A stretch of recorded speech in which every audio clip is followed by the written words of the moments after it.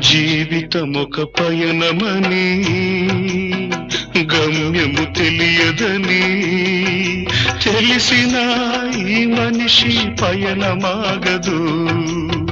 జననం ధర్మమని మరణం కర్మమని తెలిసిన జనన మరణ చక్రమాగదు.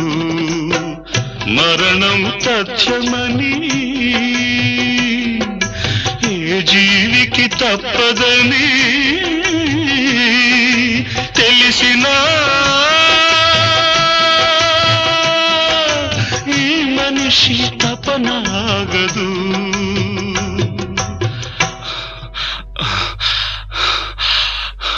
ఈ బ్రతుకు తపనాగదు. ఆగదు ఏ నిమిషము నీ కోసము.